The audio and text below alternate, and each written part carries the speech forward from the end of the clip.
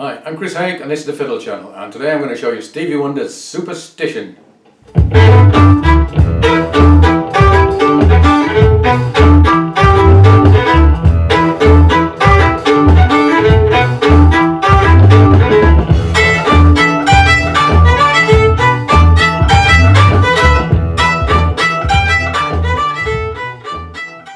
Now this is one of those numbers that seems to be in the repertoire of every covers band that I ever play with, and I'm really glad because it's a great tune to play.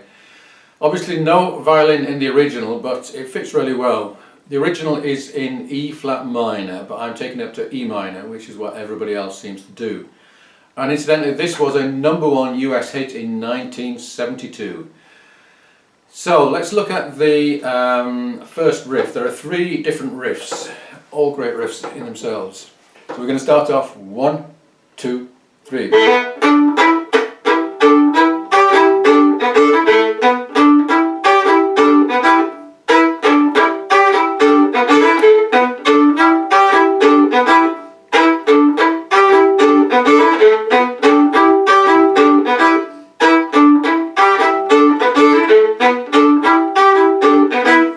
Now there's no easy way to read this. It's quite a tricky little rhythm, but you just have to memorize the rhythm and then play it. It works nicely up an octave.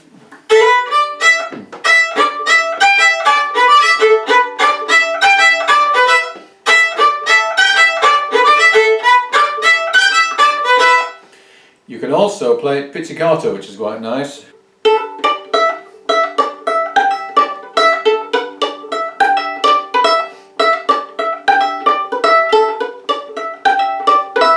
And that has the kind of sharpness and precision that is really called for on this tune. Although if you're doing it with a noisy band with drums, that's not going to really cut through very well. It's unlikely you're going to need the vocal melody, but if you were doing this as an instrumental without vocals, then certainly the first verse will be a good one to know.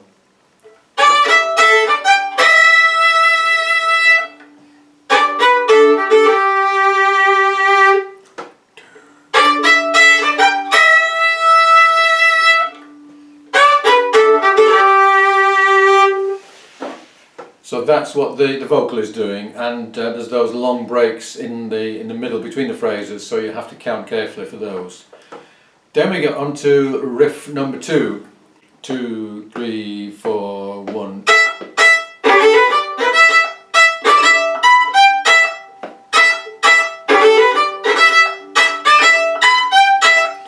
And you can thicken this up by doubling the E's with a 2nd or 4th finger. And that E you can double up with a B underneath it.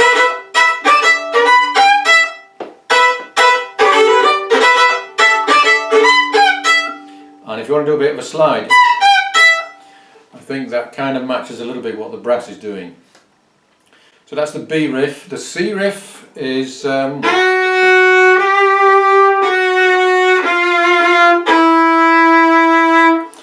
like that. It's actually slightly different the first time from what it is later on, but most of the time it's like that. And you can do parallel fifths on that, so play a fifth higher at the same time.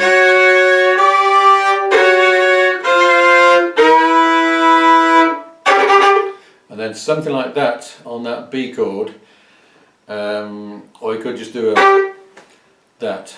And then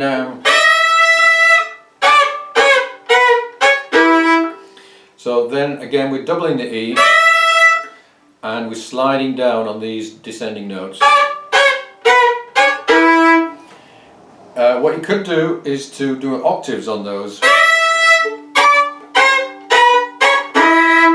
which gives a much more of a brass effect, but it's also quite easy to get slightly out of tune. So let's listen to all of that with the backing. So I'm going to play the A riff, repeat, I'm going to go up an octave, I'm going to do the vocal melody, I'm going to do the B, and I'm going to do the C.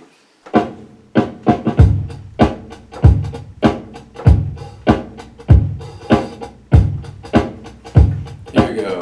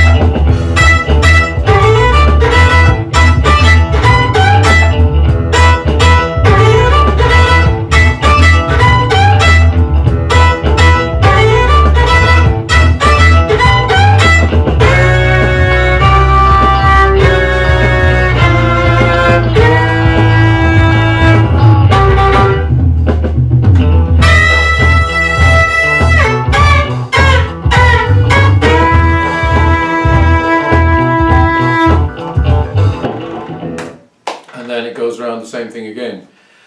Now, if you're playing this with let's say a guitarist or a keyboard player who is playing exactly that riff, then they may actually get annoyed if you play exactly the same thing as they do. And this does indeed happen with me when I play this in the covers band that I do this with a lot.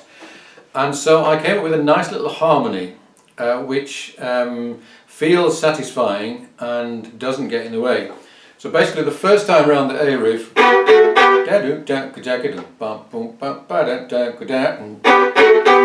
so I'm doing a harmony of a G with a B, and we're doing scale of 6 here.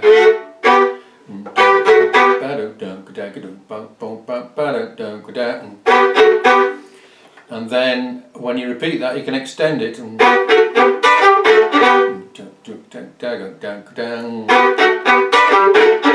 Something like that. So let's just hear that with the backing.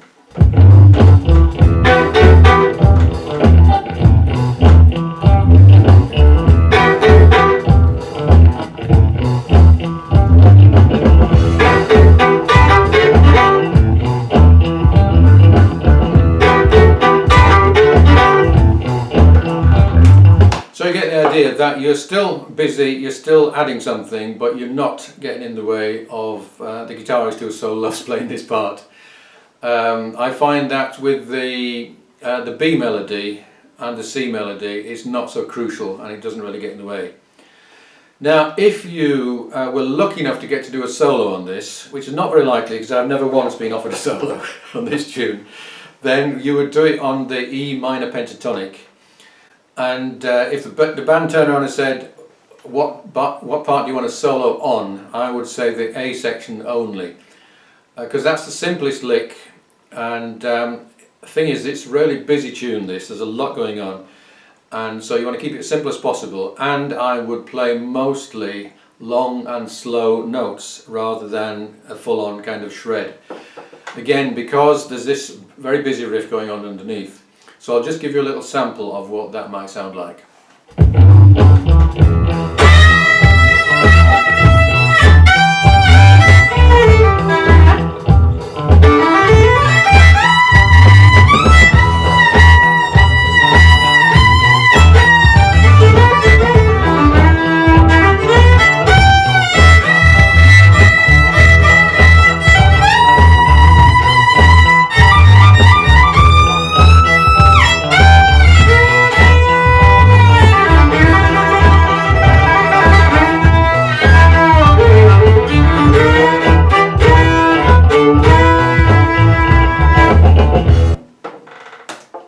And I do have a video all about the minor blues scale, which is just a little development on the minor pentatonic, which I think you'll find very useful if you want to do that.